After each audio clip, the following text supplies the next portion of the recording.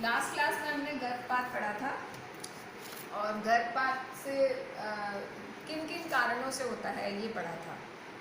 और जो मुख्य कारण थे उसमें था कि गर्भाशय का अपने स्थान से हट जाना, जिसको रिट्रोफ्लेक्शन कहते हैं, गर्भाशय का पीछे की ओर मुड़ जाना, गर्भाशय में ट्यूमर होना, या गर्भाशय में गंभीर रक्त अल्पता का होना, या फिर गर्भवती माता को मधुमेह रोग होना। छठा पॉइंट है जैसे RH फैक्टर के कारण, जैसे माता और पिता का RH फैक्टर अलग अलग होना, और गर्भवती स्त्री को एकदम से शोक का समाचार सुनाना जिससे वो सदमे की स्थिति में आ जाए, या एड्स और अन्य गुप्त रोग होना गर्भवती स्त्री को, या गर्भवती माता को इन्फ्लुएंजा, दीर्घ नेफ्राइटिस, मलेरिया आदि होना, या फिर विकृत भ्रूण का मतलब विकास होना, अगर भ्रूण के सिर में पानी जमा हो जाए। तो ये सारे जो कारण हैं ये हमने लास्ट क्लास में किए थे। अब हम करेंगे अंतःस्रावी हार्मोन का असंतुलन होना। ये भी एक कारण हो सकता है गर्भपात का, कि जो हमारे शरीर में अंतःस्रावी ग्रंथियाँ सिक्रीट हो रही हैं उनका असंतुलन के कारण हमारे शरीर में बहुत सारी विकृतियाँ आ सकती हैं, और इनके असंतुलन से भ्रूण में भी बहुत सारी विकृतियाँ आ सकती हैं। तो ये भी एक कारण हो सकता है गर्भपात का। दूसरा है भय, शोम, असुरक्षा व अन्य मनोवैज्ञानिक कारणों से। जैसे कि आपने लास्ट क्लास में भी आपको बताया था कि एकदम से शोक का समाचार यदि गर्भवती स्त्री को सुना दिया जाए तो वो सदमे की स्थिति में आ जाती है। तो शारीरिक स्वास्थ्य के साथ साथ गर्भवती स्त्री का मानसिक स्वास्थ्य भी अच्छा होना चाहिए, मानसिक रूप से भी वो स्वस्थ होनी चाहिए, तभी ये गर्भस्थ शिशु का स्वास्थ्य सही होगा। क्योंकि यदि वो मानसिक रूप से अस्वस्थ होगी, जैसे कि है ना भय, शोम, असुरक्षा की भावना हो गर्भवती स्त्री में, या कई अन्य मनोवैज्ञानिक रूप से उसको कोई समस्या हो, तो भी शिशु के ऊपर, गर्भस्थ शिशु के ऊपर असर पड़ता है। कैसे पड़ता है कि जो हमारी अंतःस्रावी ग्रंथियाँ हैं उसके अंदर एक किडनी के पास में एक एड्रीनलिन ग्रंथि होती है। उस एड्रीनलिन ग्रंथि से जब हम सदमे की स्थिति में होते हैं, या जब हम मानसिक रूप से अस्वस्थ होते हैं, मानसिक रूप से हम परेशान होते हैं, तो एड्रीनलिन हार्मोन का सिक्रीशन बढ़ जाता है, और वो सिक्रीशन गर्भस्थ शिशु के स्वास्थ्य पर कुप्रभाव डालता है। तो इसलिए गर्भवती स्त्री का शारीरिक रूप से भी स्वस्थ होना ज़रूरी है, और मानसिक रूप से भी स्वस्थ होना बहुत ही ज़रूरी है। क्योंकि यदि गर्भवती स्त्री मानसिक रूप से स्वस्थ नहीं होगी तो उसका प्रभाव डायरेक्टली उसके गर्भस्थ शिशु पे पड़ता है।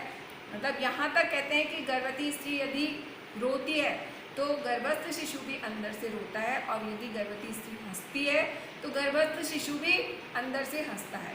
तो इसलिए ये उसका गर्भवती स्त्री का मानसिक रूप से स्वस्थ होना भी उतना ही ज़रूरी है जितना शारीरिक रूप से स्वस्थ होना। नेक्स्ट है उच्च रक्तचाप या तीव्र ज्वर। उच्च रक्तचाप जो है वो गर्भकालीन विषाक्तता के अंदर आता है। तो यदि हाई ब्लड प्रेशर की पेशेंट है गर्भवती स्त्री, तो उसको मानसिक रूप से तो स्वस्थ रहना ही है, और मानसिक रूप से स्वस्थ के स्वास्थ्य का असर उसके रक्तचाप पर भी पड़ता है। यदि वो बहुत ज़्यादा टेंशन में है, यदि वो बहुत ज़्यादा आक्रोश में है, तो उसका BP एकदम शूट कर जाता है। तो इसलिए उच्च रक्तचाप की जो अगर उसको बीमारी है तो उसको इस चीज़ का बहुत ध्यान रखना चाहिए। उसके जो आसपास के लोग हैं उन्हें भी ध्यान रखना चाहिए कि उसका BP नॉर्मल रहे। दवाइयों से भी वो नॉर्मल रख सकती है, और साथ ही साथ उसका जो मानसिक वातावरण है वो भी शांत और स्वस्थ होना चाहिए, जिससे उसका BP हाई नहीं हो। तो ये आसपास के जो लोग उसके साथ रहते हैं उनको भी ध्यान रखना बहुत ही ज़रूरी है। उच्च रक्तचाप का गर्भस्थ शिशु के जो विकास है उस पर डायरेक्ट प्रभाव पड़ता है, और ये जो गर्भावस्था में जो भी प्रभाव पड़ता है और उसका प्रभाव अगर गर्भस्थ शिशु के स्वास्थ्य पर आता है तो वो परमानेंट इफेक्ट होता है। तो इसलिए उच्च रक्तचाप और तीव्र ज्वर की स्थिति में भी वो फिजिकली फिट नहीं होती है, तो फिजिकली फिट नहीं होगी तो उसके गर्भस्थ शिशु पर भी प्रभाव पड़ेगा। तो ये सब भी ध्यान रखना चाहिए। और आजकल क्योंकि जैसे कोरोना चल रहा है तो इस समय भी किसी को भी हम ध्यान रखते हैं कि ज्वर नहीं आना चाहिए, तो गर्भवती स्त्री को तो बिल्कुल ही नहीं आना चाहिए। तो ये सारी चीज़ें ध्यान रखनी चाहिए। फिर है गर्भकालीन विषाक्तता।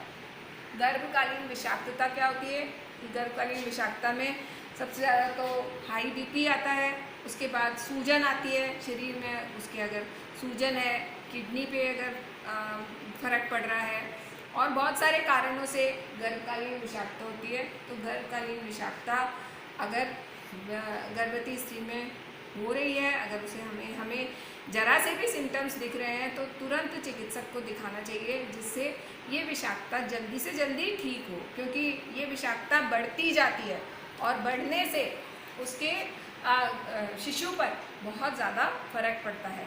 तो इसलिए गर्भकालीन विषाक्तता तो एक तरह से पॉइजन है गर्भावस्था में, तो ये विषाक्तता को दूर करना बहुत ही आवश्यक है। तो इसलिए गर्भकालीन विषाक्तता में जैसे गर्भवती स्त्री को सूजन नहीं आनी चाहिए, लास्ट में आती है, बिल्कुल लास्ट के सप्ताह में। अगर उससे पहले आती है और निरंतर बनी रहती है तो ये उसके लिए सही नहीं है। यदि उसके हाई ब्लड प्रेशर हमेशा बना रहता है तो ये भी सही नहीं है, उसको टेम्परेचर रहता है तो ये भी सही नहीं है। तो ये सारी चीज़ें विषाक्तता के अंतर्गत आती है। ये विषाक्तता दूर होनी चाहिए, जल्दी से जल्दी दूर होनी चाहिए। नेक्स्ट है गर्भाशय में किसी प्रकार के तेज उपकरण के प्रवेश से, कि जब गर्भावस्था में